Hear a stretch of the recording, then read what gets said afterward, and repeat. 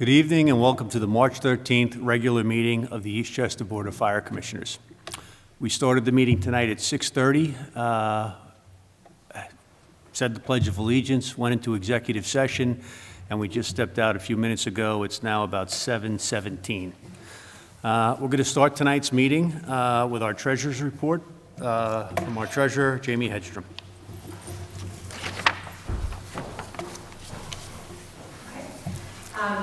So tonight we're looking at the financials through February of 2018. The financials this month present a budget deficit of approximately $20,000. It's pretty standard for this time of year. It's primarily related to timing issues as usual. So for example, this month we processed an extra payroll in February, which is why the first payroll of March was processed in February. So that's why you'll see what appears to be a deficit. But everything is on track. We're on schedule to receive our tax monies in May. Okay. And then as far as other matters, we had our annual financial statement audit. It took place in February. We have received our draft statements, so we have those. I'm currently reviewing those, and then I'll circulate to the board if they have any questions or comments. At that point, they'll be finalized by our auditors, and they'll be available to the public. If anyone is interested in looking at our financials, we'll also submit a copy to the town. The audit went smoothly. There was no material issues identified. We did talk about a few, process recommendations. One was that the auditors are recommending that we do a capital asset study, which is something I think was done a while ago, and they're looking for it to be updated so we can start keeping better track of any additions and dispositions of assets. So that's one thing that was recommended. And also we talked about, some accounting standards that'll be changing next year. So there'll be different presentation of certain liabilities, the biggest one being our other post-employment benefits, which in our case is primarily the health care. So there'll be there's a different standard coming out next year on how that information will be presented. So that's something we'll be working with the auditors on this coming year. We filed our annual AUD, which is a filing with the New York State Comptroller's Office. That was filed by its February 28th due date. And then the other thing this month, and it's for review tonight's meeting, it's time for us to renew our property and casualty insurance. So as we might recall in an earlier meeting this year, we gave our broker permission to go out for bid. We went out to 2 firms, and we only received 1 bid back. 1 firm declined to make an offer, similar to what happened to us with the workers' comp. So the proposal you have it for tonight, our premiums did go down, which is, I think, a good thing. So again, that renews April 1st. So that is it. The PERMA audit, we're still waiting on our results on that. And then that's about it. Okay, thank you. Just something I would note on the insurance. We go out for bid every few years on our policies. We don't do it every year because there's a lot of work involved. But when we do put it out for bid, we pick what we think is the best price. We do pick the lowest price, responsible provider. And then each year for the next couple of years, we'll just compare any increase or decrease in premium to the market in general to make sure that the pricing is appropriate. And this way, we're comfortable just renewing on an annual basis and then every few years, once every 3 years, going out competitively. Since we're on the subject, I think we'll kind of move forward with a motion to renew the policy. So in this case, it's a motion to renew the general liability insurance as offered by Arthur J. Gallagher Risk Management Services, effective April 1st, 2017, at a cost of $86,952.09. Someone want to make that motion? Make that motion. I'll second it. Okay, I'll poll the board. Stu? Aye. Anthony? Aye. I'm a yes. Tom? Aye. Okay. Dennis unfortunately couldn't make the meeting this evening, but he will be here for the next one. Okay, also finance-related, perhaps now we'll move to pay the bills. The board has reviewed all the bills during executive session and would like to make a motion to pay them. There are 3 sets of warrants. The first set of warrants is dated 2/26/18, totaling $2,443.37. The second set of warrants is dated 3/5/18, totaling $13,825.97. And the third set of warrants is dated 3/13/18, totaling $95,348.84. There's also a credit card bill dated 3/18/18 in the amount of $1,091.49. Do I have a motion to pay the bills? Did you say 3/18/18? I said dated 3/18, yes. How's that possible? That's a good catch. That's what I'm asking you. Oh, okay. Oh, So, okay. That's I'll what make that credit- motion. yeah, That's all what I right. wanted to find out. Okay. So I'm listening. Stu? Yes. Very good, Anthony. Who's seconding? I will. Okay. Now pull the board. Stu? Aye. Anthony? Aye. I'm an aye. Tom? Aye. Okay, motion carries. Next up is Chief Tween's report. Thank you, Commissioner. Good evening. Total alarm activity for February was 265 alarms, 6 fire calls, 130 EMS rescue-related, and we gave mutual aid 2 times to the city of Mount Vernon. Although it would be in the March report normally, the district was hit with 2 significant storms recently. On March 2nd, 2018, nor'easter with high winds, we put 2 reserve vehicles in service. Engine 28 was staffed with a lieutenant and a firefighter, and Car 208 was staffed with a captain and a firefighter, and put in service to respond to numerous calls. We had alarms for numerous telephone poles brought down by trees, power lines brought down, and several calls with trees actually hitting houses and causing damage. 60 Control was also overwhelmed with calls and could only handle high-priority calls. We brought the fire prevention captain and firefighter down to staff our emergency operations center, which is located at the Station 1 meeting room. We set up a couple phone lines, and we set them up with a laptop computer, and the county will call them on the phone and give them numerous wires down calls, and then we just dispatch our rigs as we have those calls come in. Any high-priority calls like fires or high-priority medical calls would be dispatched normally by 60 Control. They both did an excellent job of dispatching the units, and they went home at 10 p.m. Normal time for them is 4 p.m.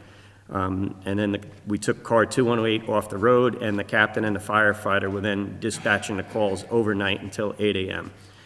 Second storm, snowstorm, nor'easter related, came to the district, and due to the difficult conditions of responding to calls during what was forecasted to be 12 inches of snow, I think we had about 8 inches of snow, I brought an additional firefighter into each firehouse to respond to the alarms from 8 a.m. till 10 p.m., which is about when it stopped snowing.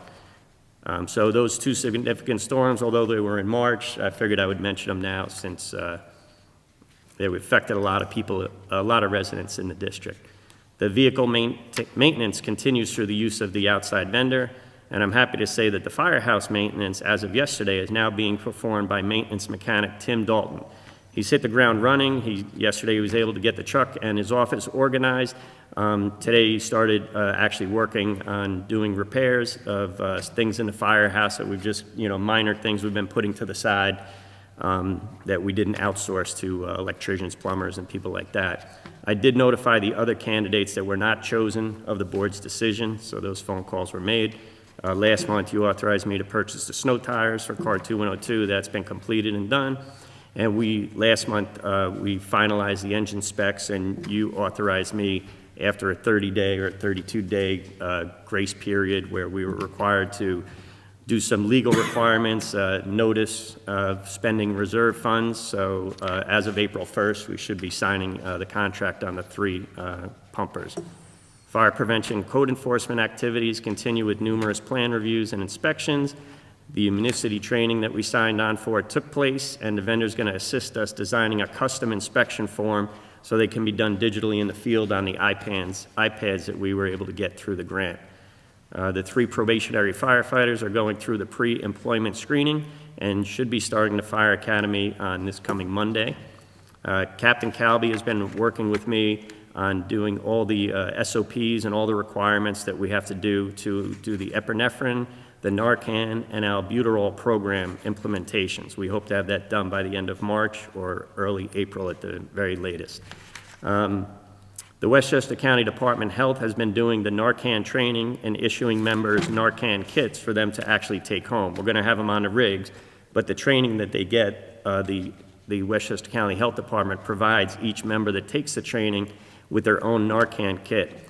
And so there's 3 more dates that we have to do, and if any of the commissioners are interested in taking the training, they're more than welcome. The dates are Friday, March 16th, Monday, March 19th, and Monday, March 26th, 9 a.m. at fire headquarters. You just have to show up. There's no pre-registration or anything like that. It was brought to my attention today that we may have the opportunity to get a house that's going to be torn down. Captain Pinto is trying to work it out with the contractors timing-wise.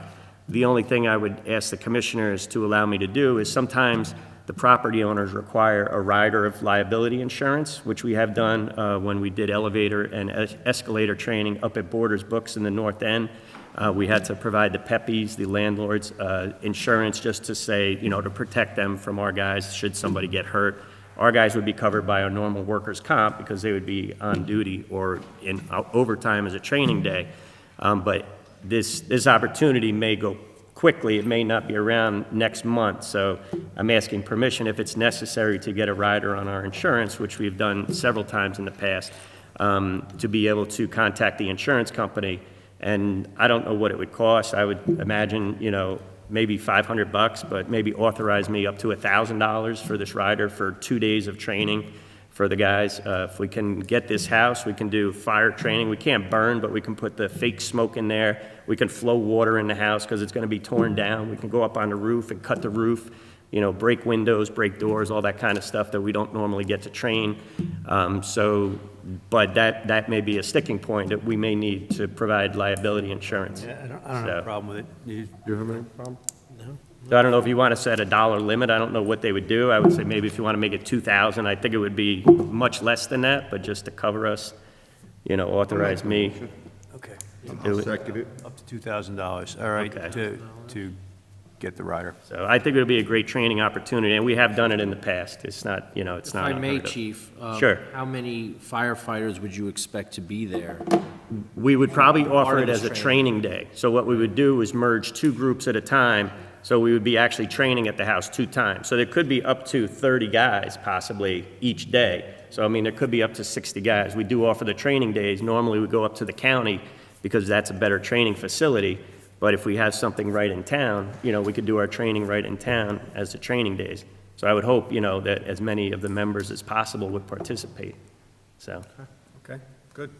all right, that's the end of my report. Yes, sir. Do you go up to Scarsdale much and train up there? Because I know they got the old incinerator. The problem is that for us to go up there, like when you do live fire training now, you're required to have a certain amount of members on site, like 14. So we could go up there on a training day where we could get that many members. But if we were going to do it on days just when guys were working, it would be tough to do any sort of live fire training because that's how many people we have on staff during the day. We could go up there and we have gone up there once or twice in the past, but they would go up like 4 guys at a time. So it's very limited operations, Fine. So we have done it in the past in Scarsdale. No, I've seen our rigs up there a couple of times because I work up there. Yes. Okay. Yeah, I'll make the Yeah, motion. Yeah, okay, so Anthony made it, Stu, Second it, sure. okay, and we'll poll the board. Stu? Aye. Anthony? Aye. I'm an aye. Aye. Okay, motion carries. So Chief, you're good to go. Thank you. Okay, next up is approval of minutes. Secretary Gutierrez has prepared the minutes for board meetings held on February 13th and a special meeting on February 27th, which I'll get into in a little bit. But the board has gotten copies of those minutes, and I'd like to get a motion to approve them. I'll make that motion. Okay, someone want to second them? Second. All right, and I'll poll the board. Stu? Aye. Anthony? Aye. I'm an aye. Tom? Okay, motion carries. This this month, our meeting date, meeting notice went out slightly later than we typically like to put it out. When we put the meeting notices out, we try to hold off until we have a good sense of exactly what the agenda is going to be for that meeting. And things are fluid, so often we don't know until a few days before. And some people have said that they'd like more advanced notice of the meetings. So I just, I thought everyone was aware, but we're going to send out an email to the Eastchester Board of Fire Commissioners distribution list to remind everyone. In January, we actually set the meeting dates for the first 6 months of the year. So these dates have been known, and we said it's going to be the second Tuesday of each month. In April, it's the 10th. In May, it's the 8th. And in June, it's the 12th. The intention of the board was to, honor about or before June 12th, once we have everyone's vacation schedules, set the meeting dates for July and August. July and August are heavy vacation months. We wanted to be a little bit more flexible with meeting dates on those months. We also expect to go back to the second Tuesday schedule for the second half of the year. So those are the 3 dates coming up. We'll send out reminders, meeting notices several days prior, but the reason why we do it that way is so that we know what the agenda is going to be and everybody knows what we're going to discuss, and they can decide if they want to make the trip to Bronxville to see the meeting.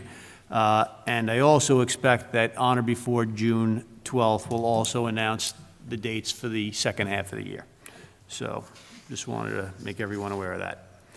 Okay, on February 27th, we held a special meeting at the Bronxville Firehouse. It was a very productive meeting. We got a lot done. We didn't videotape it because a lot of the stuff was done in executive session. We had a lengthy executive session, but there were 3 primary reasons for holding that meeting. The first was to interview 5 candidates for 3 open probationary firefighter positions. We interviewed 5 excellent candidates. They, I think, would all have made great firefighters. Unfortunately, we had 3 openings and we had to choose 3, but it was a great group, and we feel very positive about the fact that we have such good candidates applying for this job. To sit for this round of interviews, each one of these gentlemen had to have a 100 on the written test. So everybody scored 100. They also had to pass a physical abilities test to prove that they could handle the physical demands of the jobs.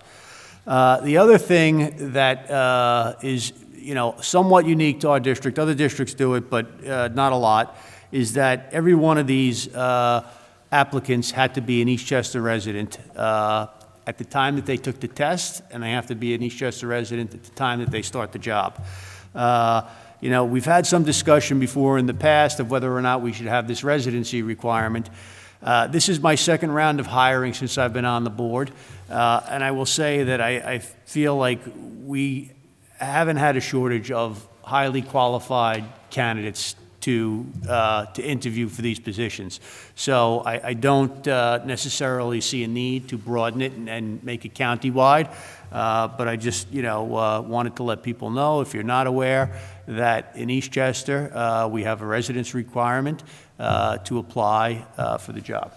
So with that in mind, I would say now mention who the 3 candidates that were selected were.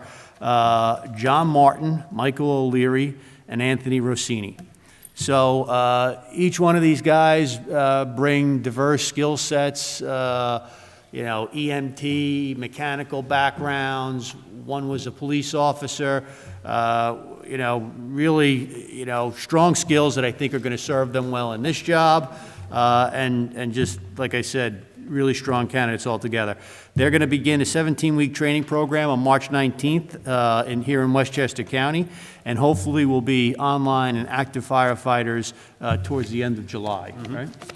Okay, so, anybody else on the board want to comment on the? I just want to wish them good luck. I know they're starting Monday, and Chief, just let us know when graduation day is so we could attend it.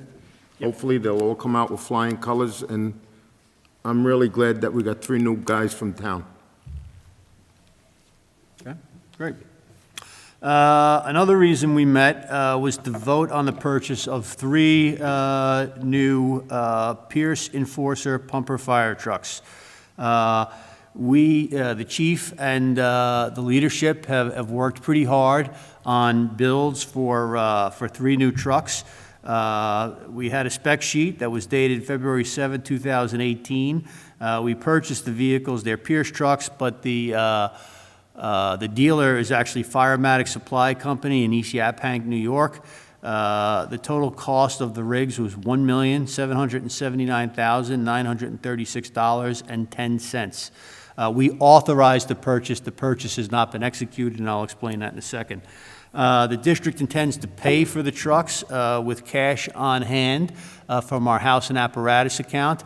I will tell you that the district has anticipated the need for these trucks. Our fleet is quite old, and these are necessary purchases. And knowing that this was going to happen, we've been reserving money incrementally over the last many years to be able to do this. We are going to take advantage of a prepay program, which is going to get us somewhat material discount on the purchase of the trucks. By paying the majority of the purchase before delivery. We're guaranteed by a bond that's provided by the manufacturer, so we're careful that we're not taking unnecessary risks. But the internal rate of return was somewhere between 8 and 9%, and our, what we're earning in our bank accounts is substantially lower than that, so this made a lot of sense. The district also utilized what's a state-sanctioned piggybacking program, and basically this allowed us to not go out with a public competitive bid, which requires a tremendous amount of time and resources and money, basically a bond issue.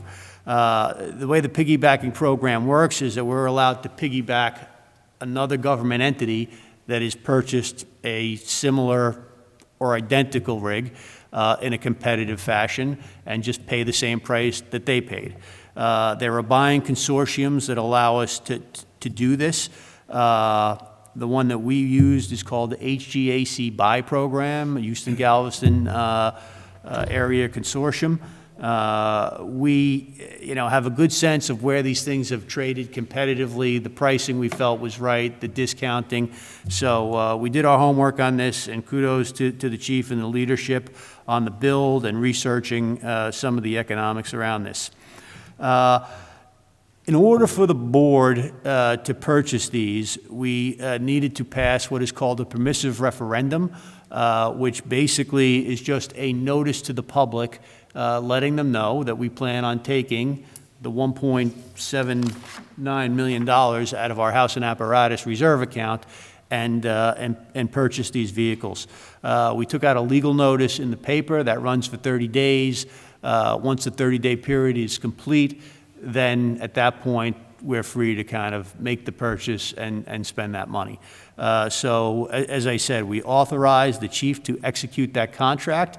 We expect it to occur on or about April 1st, 2nd, I forget exactly what the business day calendar is in early April, but that's something that's going to happen.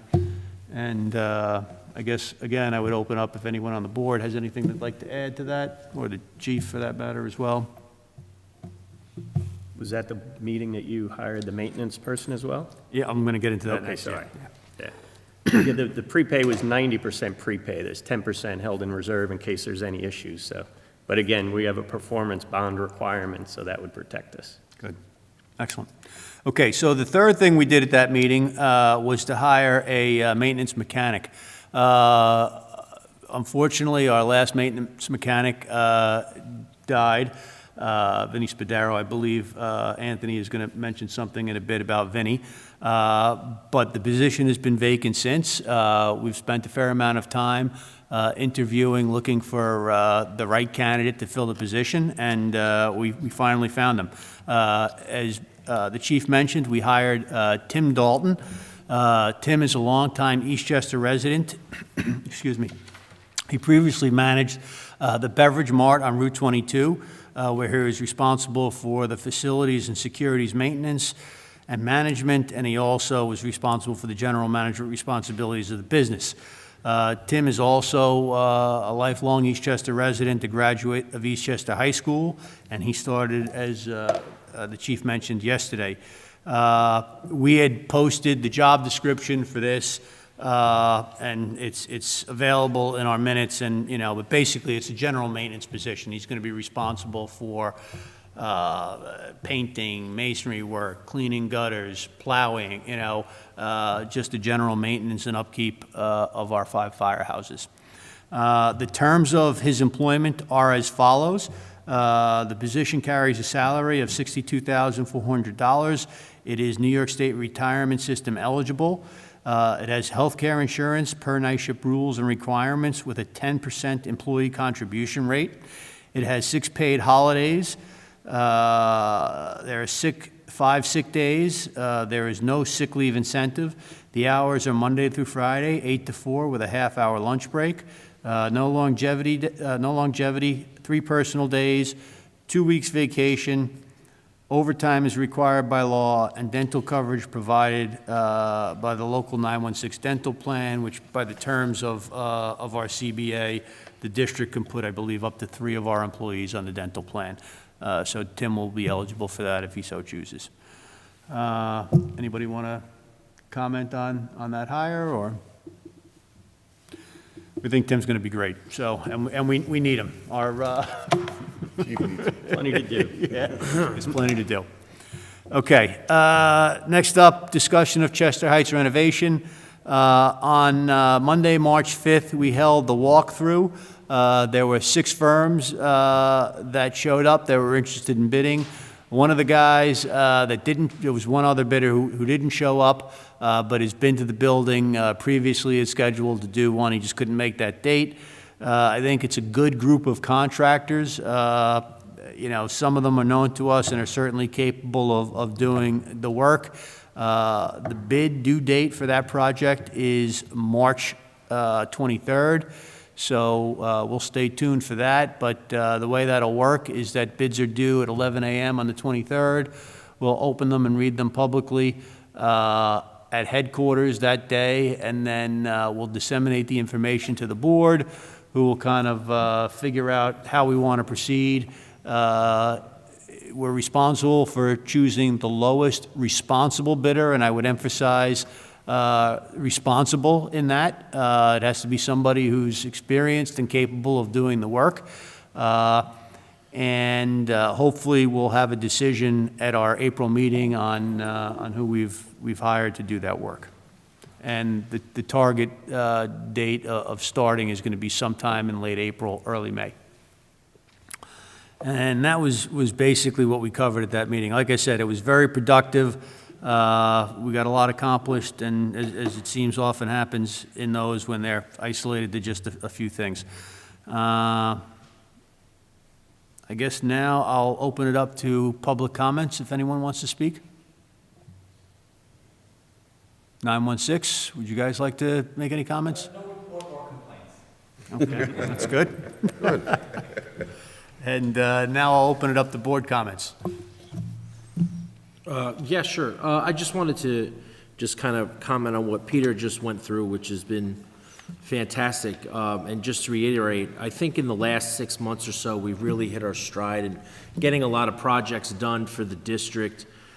A list that I was putting together, I mean, we're going to buy 3 new pumper trucks, a new maintenance employee, 3 new firefighters. We approved a 0% increase for our budget from 17 to 18. We completed the Chester Heights roof project. We're expecting bids to come in on the exterior portion of that building. And that was for the last 6 months. If we were 6 months before that, a lot of this stuff was still in flux. So I think over the last 6 months, we've really shown the community that we've been reinvesting their tax dollars back where it belongs. And I think that it's a really great thing. I think a lot of that is owed for Peter, especially for our contracting and our construction needs. So thank you. The only other comment I wanted to say was congratulations to the Eastchester Irish Club for this weekend. They had a wonderful parade. Our commissioners up here, every one of us in one capacity or another was marched in that parade, which I think hadn't happened for a really long time, so it was really good to be there. Mr. Laurie was driving the trolley as usual. We got to march with our local union, which was great, and I just wanted to say congratulations to the Irish Club on a great parade and for thinking of us and having us included. And that's all I have to say. I'll echo that. It was a great day. Thoroughly enjoyed marching. The weather was fantastic, and appreciate everybody turning out. Anyone else? Yeah, I just got a couple of things. I did congratulate the new firefighters. Congratulations to our new maintenance man, Tim Dalton. This February 27th, we had the passing of a former fire commissioner, John Jack McCullough. He started out with the department as a volunteer fireman in the North End Hook and Ladder, and then he was one of our maintenance men for years. And then he ran for fire commissioner, I think, in 1974 to 1979. He was one of our fire commissioners. The whole family was very active in volunteerism, between volunteer firemen and EVAC. His older brother was very active in the ambulance corps when they were at North End. His father was a member of the Tuckahoe Hose Company. They're very active members through the whole town. Besides, they're part of the Ricino family. So my condolences to the John McCullough's family, and wish he was still here. Very, very sad. Good man. The whole family was. And also on March 16th at 7:30 a.m., there's a mass for Vincent Spadaro. Vinny was our maintenance man, and it's already 1 year that he's passed away. We're having a mass, so it's open to the public. That's why I'm bringing it out here now. I know the firemen will be well attending it, and if the public wants to attend it. And I do want to say thank you to the Tuckahoe Florists. They are donating the flowers for his mass. And after the mass is over, we're taking the flowers and bringing them up to his grave. So anyone wants to attend, it's at the Assumption Church, 100 Pleasant Avenue in Tuckahoe. It's at 7:30 a.m. in the morning. So do come if you have a little time. Mass is only a half hour. It's no big solemn mass. Maybe next year and the year after. I spoke to the chief. Maybe we could have this an occurrence of every year.